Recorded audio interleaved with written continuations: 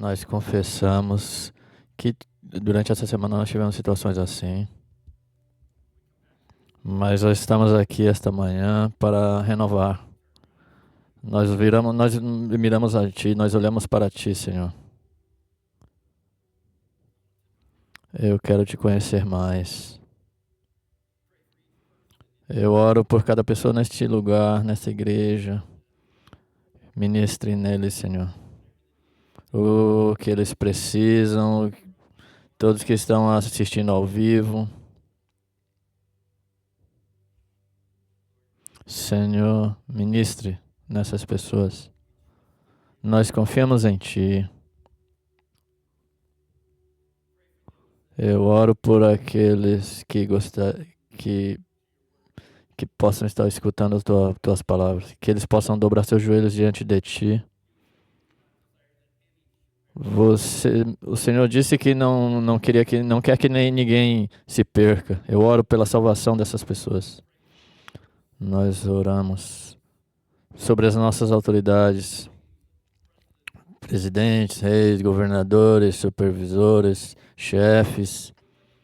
O Senhor disse que você colocou eles nestes lugares. Nós oramos, Senhor Jesus, por paz. Nós oramos que você deixe as portas abertas pela liberdade que nós temos de Te adorar esta manhã. Que você seja glorificado pela palavra que nós vamos falar. Que nós possamos ter a mente aberta, corações abertos, que a Tua palavra seja ministrada de uma maneira poderosa. Nós oramos em nome de Jesus. Amém. Você pode se sentar, por favor.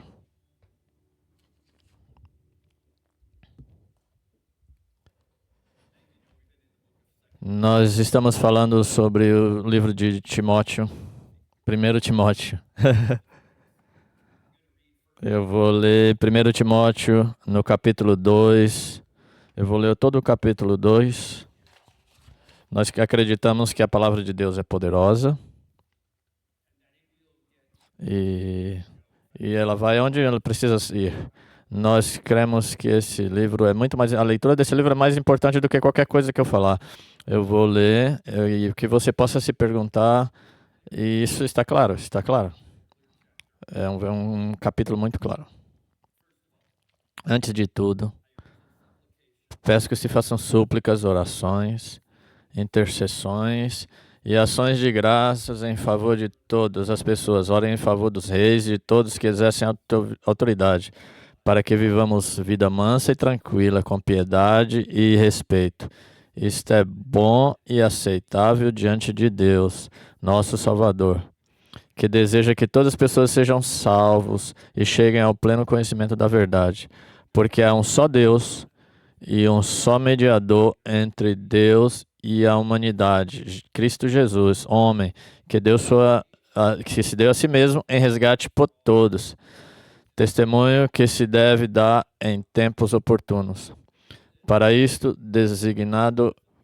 eu fui designado pregador e apóstolo. Afirmo a verdade, eu não minto.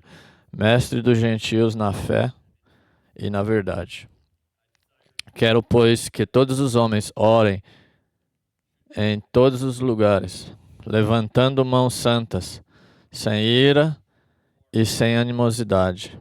Da mesma forma que as mulheres, em traje decente, se enfeitem com modéstia e bom senso. Não com tranças no cabelo, ouro, pérolas ou roupas caras, porém com boas obras, como convém às mulheres que professam ser piedosas. A mulher aprende em silêncio, com submissão, e não permito que a mulher ensine, nem que exerça autoridade sobre o homem. Esteja, porém, em silêncio. Porque primeiro foi formado Adão, depois Eva. E Adão não foi iludido, mas a mulher, sendo enganada, caiu em transgressão. Mas ela será salva, tendo filhos, se permanecer em fé, amor e santificação, com bom senso. Nós cobrimos na semana passada até o versículo 8.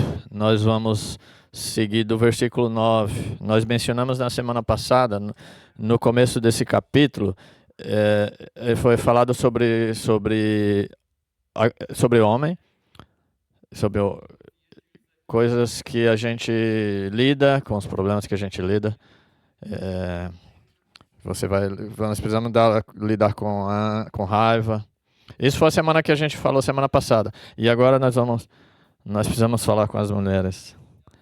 E é assim como ele diz no versículo 9. Da mesma forma, quero que as mulheres se vistam modestamente, com decência e discrição. Eu vou colocar essa palavra de uma maneira positiva. O que você deve fazer e o que você não deve fazer. Quando a gente lê isso, que você pense: o que eu devo fazer? O que seria modestamente, respeitável e domínio próprio. É isso que você deve decidir sobre essa informação. Eu não vou dizer aqui o que isso parece. Nós não vamos ser a polícia sobre isso. Eu encorajo você a cultura não deve dizer o que é isso, sua namorada não deve dizer, ou seu namorado. Você tem a oportunidade de ler, como a gente está fazendo, como nós estamos fazendo. Nós oramos sobre coisas e a gente fica assim: o que eu tenho que fazer? Alinhar sua vida. Mães, ensine suas filhas. Eles estão sendo bombardeados pela cultura e tem modelos por todos os lados e você, como mãe, você tem a oportunidade de explicar como eu aplicaria isso, como eu penso sobre isso. Nos dias você vai ficando mais, você tem que ter esse tipo de conversa. Na metade do versículo 9, a gente ouve algumas palavras de maneira um pouco negativa. Você começa a ler, você pode começar a coçar a sua cabeça. Ele está falando sobre adornos, sobre coisas com ouros. E muitas mulheres o que eu vou lidar com isso? Como que eu vou lidar desse tempo? O que é que a gente entende nessa época? Eram coisas que eram colocadas ouros nas tranças. Era ouro. Era para significar o símbolo, o status. E as pessoas iam na igreja, eles queriam mostrar qual que é o status que eles tinham. Ele estava falando especificamente como se comportar na igreja de Deus. Esse era o foco achado no versículo.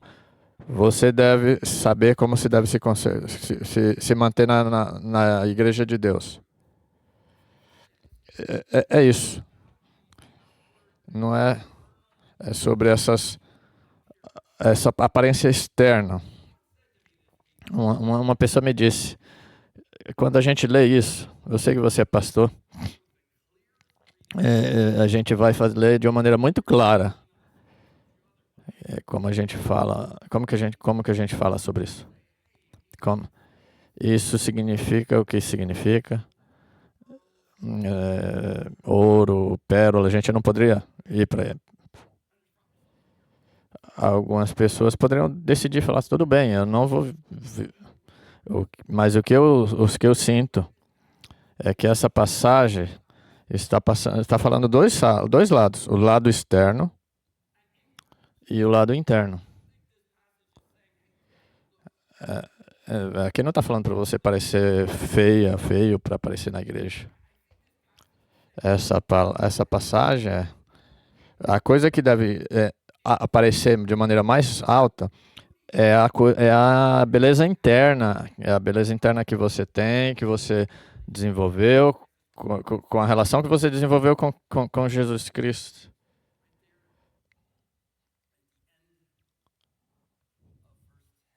No final do versículo 10.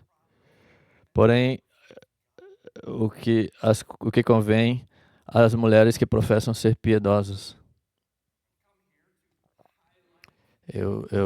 Nós vamos dar mais valor sobre as coisas internas, o que vai por dentro de você, não externo. É isso que ilumina para fora, que é isso que irradia de você, que é muito difícil de ignorar. Nós já ouvimos falar sobre a imagem.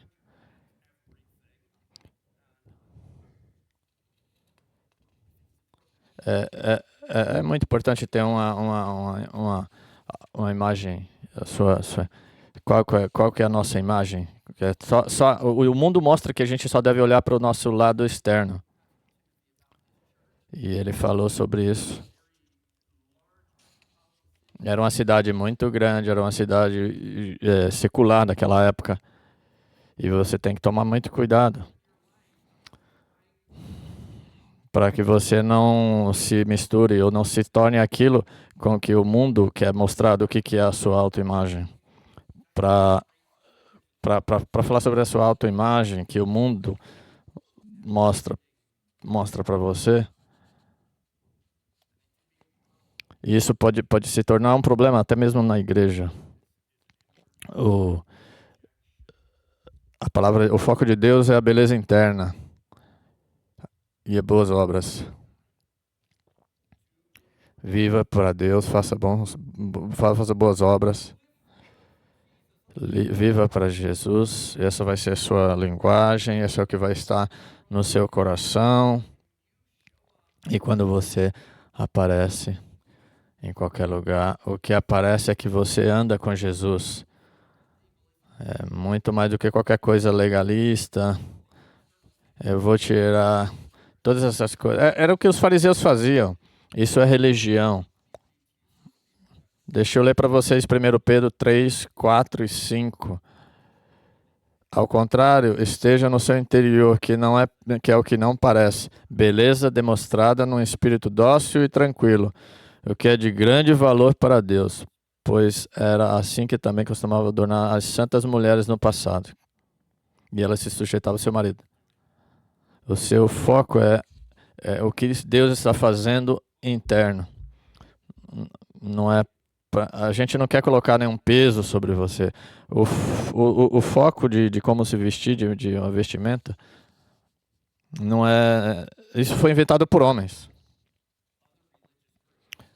Se a gente observar as mulheres como que elas devem se vestir, e os homens se vestem de uma maneira que eles querem. Não, eu não concordo com isso.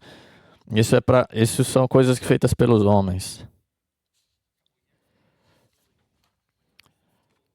Há uns tempo atrás, quando a gente a escola, as mulheres tinham um código de vestimenta. Minha mulher tinha que vestir um vestido todo dia. E a gente não tinha muito dinheiro.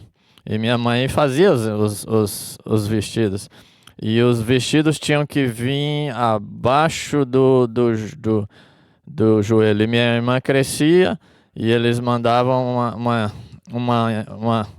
uma carta, porque o vestido da sua filha está subindo um pouquinho, porque ela estava crescendo e a gente não tinha condições de ficar comprando vestidos.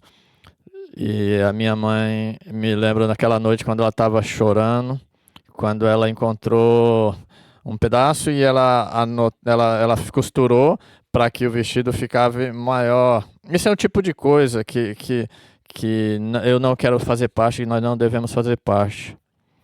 Meu coração, para você, o que eu sinto é que você lê esses livros, essas passagens, e você pergunte a Deus, como que eu devo me vestir de maneira apropriada, eu quero saber de você, Senhor. E eu não quero me ficar dentro dessa coisa sobre código de vestimenta. Eu quero que... Quem definiu esse design? A gente pode achar que isso é uma coisa de mulher. E quando a gente tem essa coisa de carros para homens, e isso está se tornando sério. E é assim que vai. No versículo 11, a mulher deve aprender em silêncio, com toda sujeição. Naquela época, era muito conversacional. Esse era um tema. As mulheres podem aprender, devem aprender. Quando ele falou que elas podem aprender, e na verdade isso causaria uma controvérsia muito grande na igreja, porque naquela época as mulheres não poderiam aprender. E aqui ele fala, a mulher deve aprender. Eu vou ler isso como uma lembrança. Homem nos fez homem e mulher. Deus nos fez homem e mulher.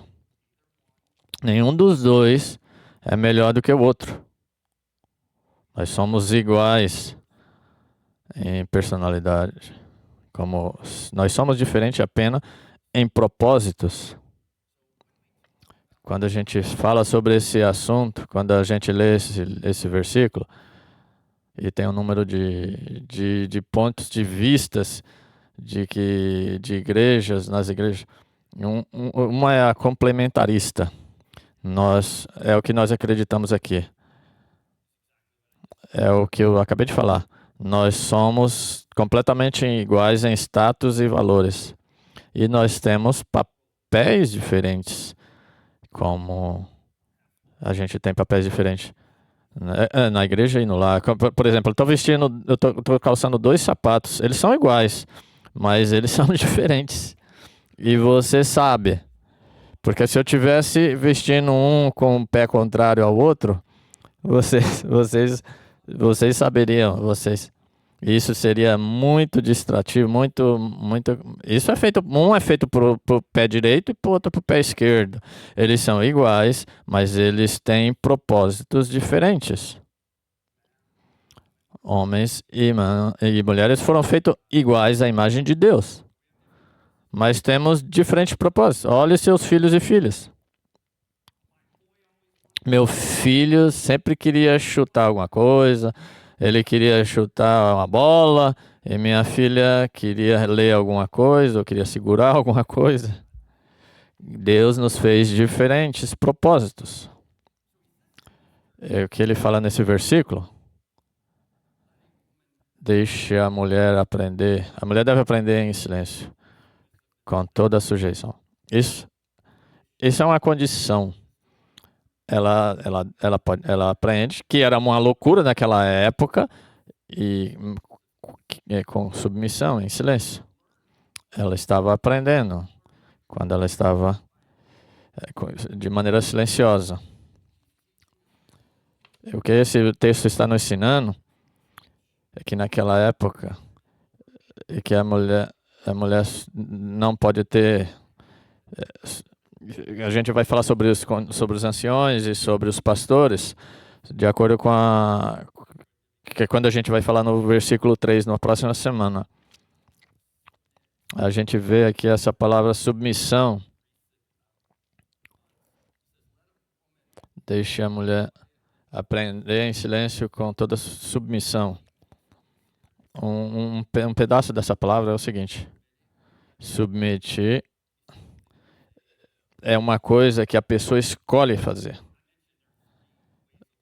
Tem 3 maneiras da gente olhar sobre isso.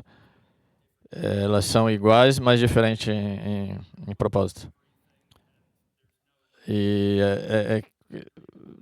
se Se a gente lê esse texto, a gente entende bem rapidinho, que é o seguinte.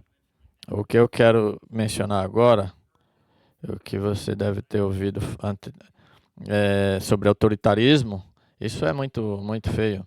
E tem igrejas que às vezes a gente veio onde o homem toma todo o controle sobre as mulheres. E é o que a gente vai falar sobre diferente. É o que eles forçam as mulheres a um nível de submissão. Isso é abuso. Isso não é submissão. O que a gente compartilhou semana passada é que o nosso papel é proteger nossas mulheres e nossas crianças. Nós amamos as nossas esposas. E a gente não tem que obrigar ou forçar. Esse é o momento que a gente tem a oportunidade de. E aí as mulheres podem dizer: eu vou me submeter a um nível de liderança. Nós falamos sobre como ensinar, como a gente se submete. É uma escolha. Eu agradeço. Cada um aqui está sobre um nível de liderança.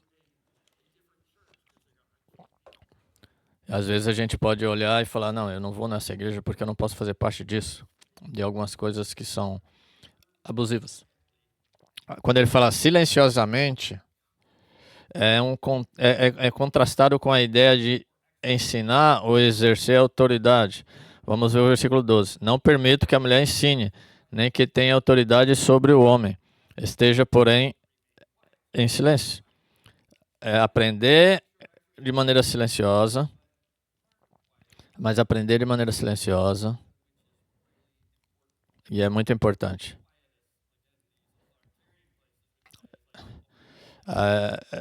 Aqui ele não fala, aqui a mulher é o que às vezes a gente ouve essas declarações, não é o que a Bíblia está dizendo. E às vezes a gente ouve algumas experiências ou histórias que a gente ouviu ou que foram faladas.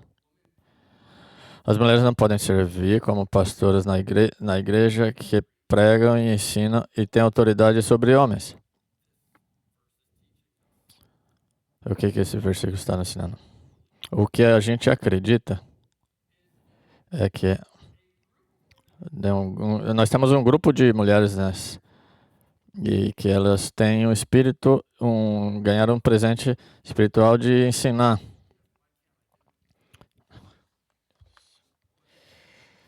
Mas o que a gente vai encontrar aqui, existem lugares onde Deus diz que você pode e você deve fazer isso.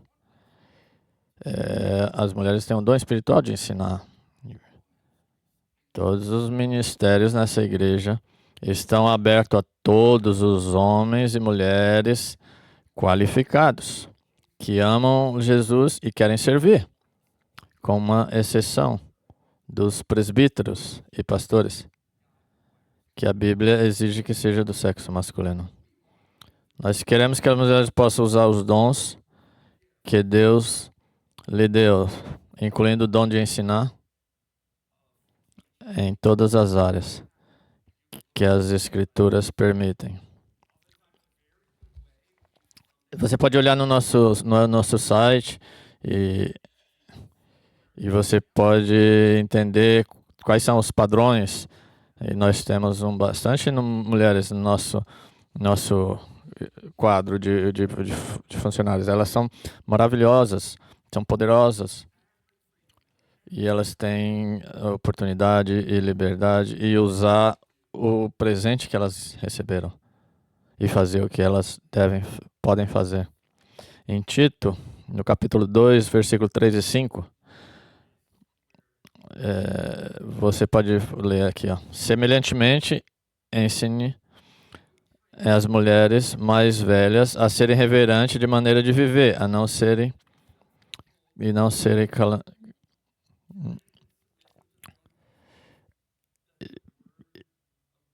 e que a palavra de Deus, que elas sejam bondosas e sujeitas aos seus maridos, a fim de que a palavra de Deus não seja difamada. É uma permissão. Isso é, você pegue o seu presente e use. Você não pode usar em qualquer lugar.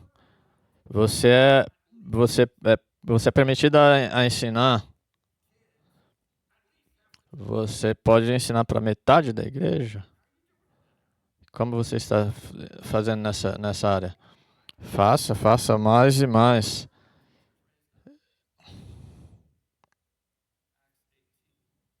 Atos 18, 24, 26 diz: Um judeu chamado Apolo, natural de Alexandria, chegou em Éfeso. Ele era um homem culto e tinha grande conhecimento da Escritura. Foram instruídos no caminho do Senhor, e com grande fervor. E enquanto falava e ensinava com exatidão acerca de Jesus, embora conhecesse apenas o batismo de João. Era no começo da igreja, e ele falava muito bem, era muito eloquente, e tinha umas coisas que ele não sabia ainda. E aí o que aconteceu? Logo começou a falar corajosamente na sinagoga, mas quando Priscila e Aquila o ouviram, convidaram para ir à sua casa. E ela pensa, não, ele está falando algumas coisas que não está certo. E elas estavam na igreja, estavam naquele local. Elas não poderiam falar de maneira abertamente na sinagoga, mas o que elas fizeram? Elas os convidaram para ir à casa e lhe explicaram com mais exatidão o caminho de Deus. Então, fora de ali onde eles estavam na igreja, na sinagoga, elas usaram o poder, o dom de ensino. Em Colossenses fala: habite-se ricamente em vocês a palavra de Cristo, ensine e aconselhe uns aos outros com toda sabedoria, e cantos e salmos, e espírito de gratidão a Deus em seu coração. Quando eu falo sobre essa igreja, como isso funciona? Nós temos mulheres aqui cantando, e nesse versículo, aqui está falando de todos os gêneros, todos os gêneros, homens e mulheres, cantando, aconselhando-se uns aos outros em sabedoria, cantando salmos. Você tem a oportunidade de usar a sua voz, mesmo aqui no púlpito. Então eu sei que Deus falou isso.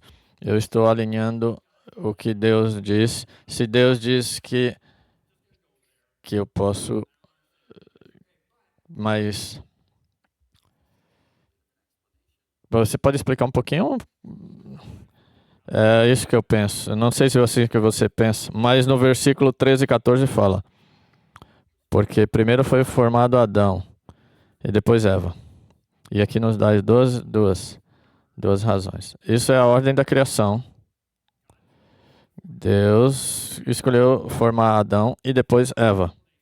Essa é a explicação de Deus sobre a autoridade, sobre a inspiração da palavra de Deus. Isso é o sopro de Deus. Deus disse: eu criei Adão e depois eu criei Eva. E o segundo ponto, e ele fala: Adão não foi enganado, mas sim a mulher, que tendo sido enganada, tornou-se transgressora.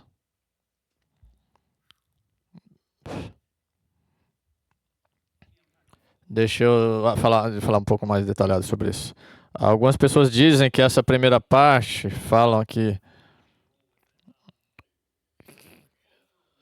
talvez que aquilo eram normas culturais da época, como você disse. Isso foi. Eles naquela época o tempo mudou, as coisas, nós temos uma nova, mas eu rejeito isso porque eles estão e ele voltou lá na criação e foi como ele criou, a base na ordem da criação.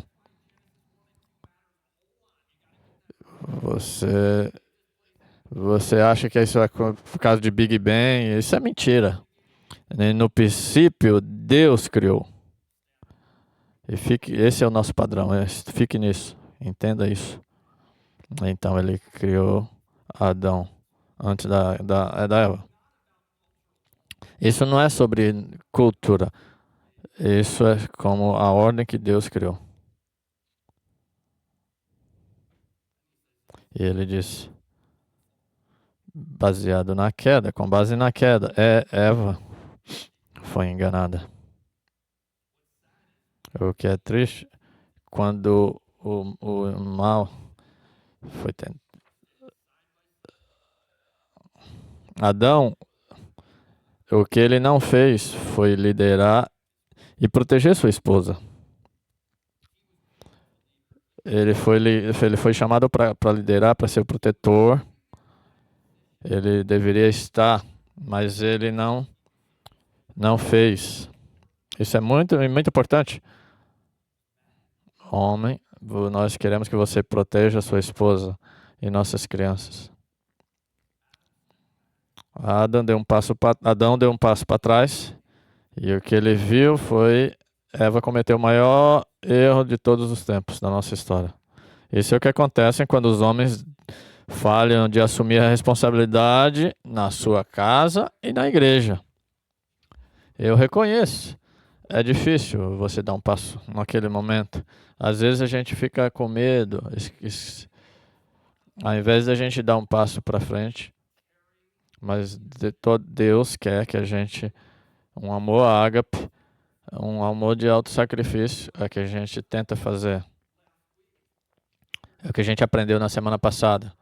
A gente vai de maneira com raiva, ao invés da gente liderar da maneira que Deus diz. O inimigo diz. Isso foram coisas que o inimigo tentou colocar. Realmente Deus disse isso. Em 1 Coríntios diz. Isso é o que está escrito na sua Bíblia. E Deus deu todos o jardim, todos. Menos. Era um comando muito poderoso. Mas uma árvore você não poderia comer. Somente uma, não coma. Quando a gente pensa sobre o jardim, é muito estranho. Eu entendo. E você me fala para eu não encostar naquela coisa, eu vou. A gente entende isso. Mas do outro lado, o pecado não havia entrado no mundo ainda. Você tem todas essas coisas. Às vezes, quando a gente olha sobre o cristianismo, Deus nos deu muita liberdade. Você pode ensinar todos esses dons, você pode, a única, mas a pergunta é como você responde para isso. Eva comeu e pecou ao tomar o fruto proibido. E ela deu um pouco para o seu marido, que estava com ela. E ele não, eu vou ler alguns versículos, porque tem algumas dúvidas. Quem pecou? Em nosso mundo. Não ouse falar isso. Mas vamos ler o que a Bíblia descreveu. Eu vou ler em Romanos. E foi assim que o pecado veio ao mundo. Um homem. Através da morte do pecado, porque isso foi espalhado por todo o mundo.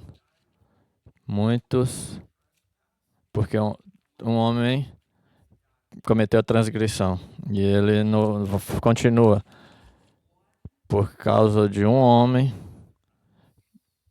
uma transgressão de um homem.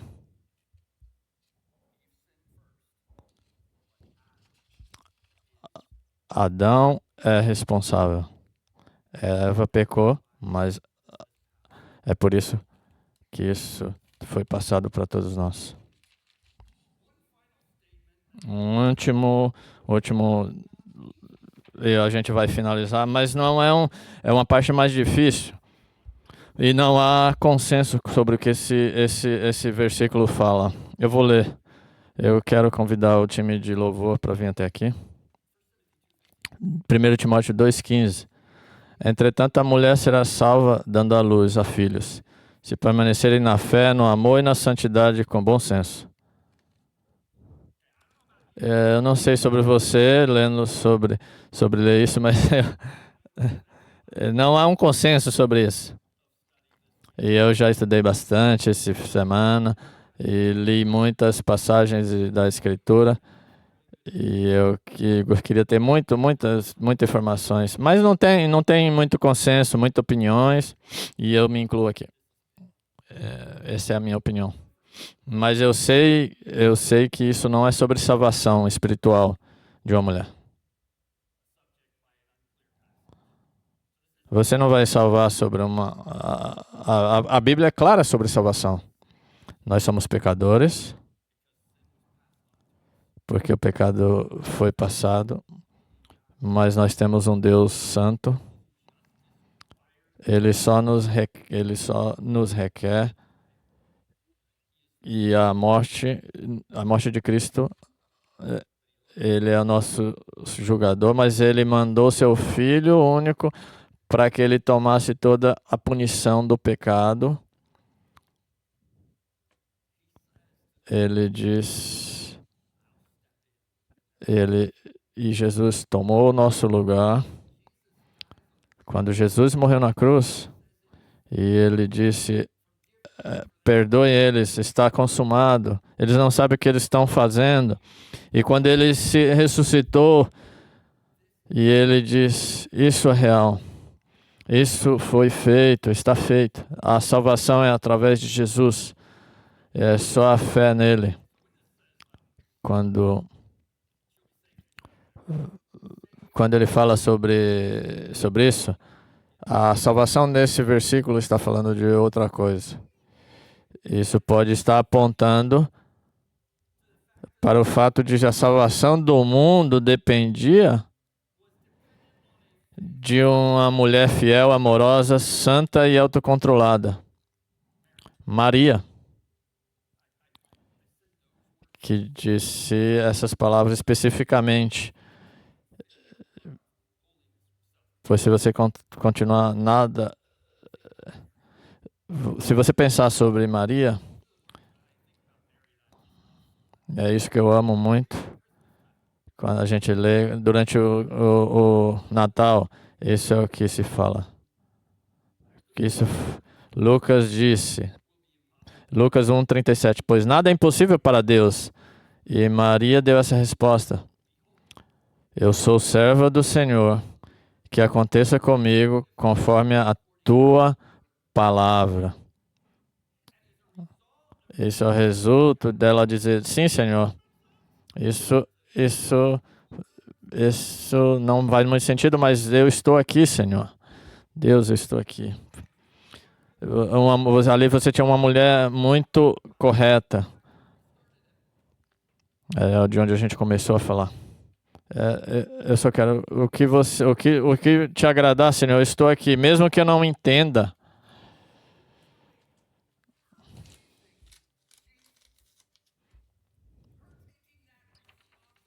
Ela estava tomando toda aquela responsabilidade sobre ela. As virtudes dela. E eu, quando vejo isso, mulheres, vocês têm uma grande oportunidade de levantar a próxima geração e nutrir a próxima geração. Deus deu habilidade para vocês. O mundo quer que você não faça isso. Não é justo. Mas eu creio que Deus disse o que vocês estão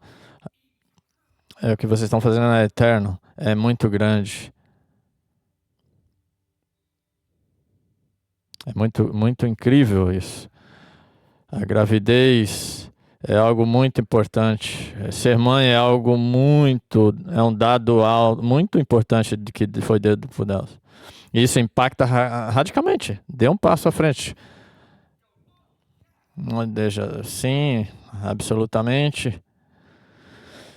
É assim que nós devemos responder. Como você vai responder isso? O que você vai fazer?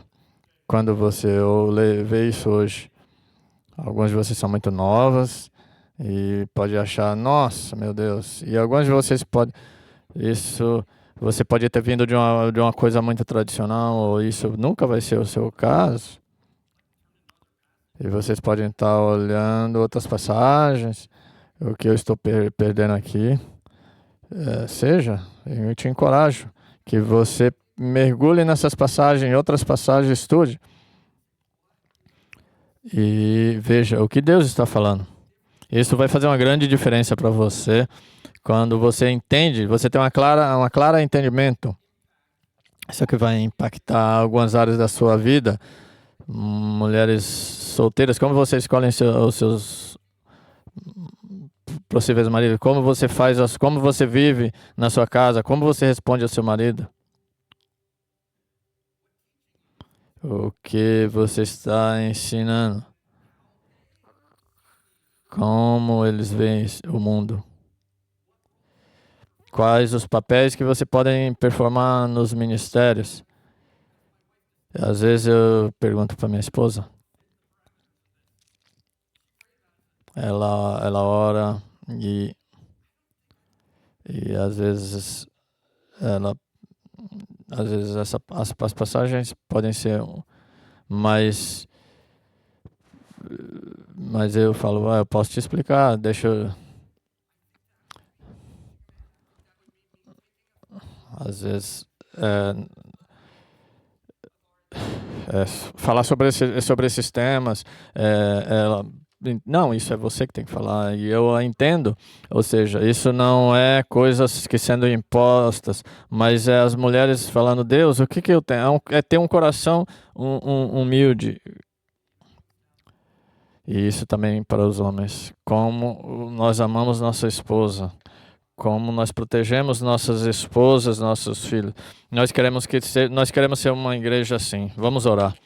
Senhor Jesus, eu tenho que te agradecer. Eu oro para que as pessoas que estejam aqui entendam a tua palavra, o que você está falando. E eu oro para que nós possamos ser uma igreja que seguimos tua palavra, mesmo quando seja contra a cultura ou que seja inconfortável. Abençoe cada pessoa nesse lugar. Ministre na vida deles. Em nome de Jesus. Amém.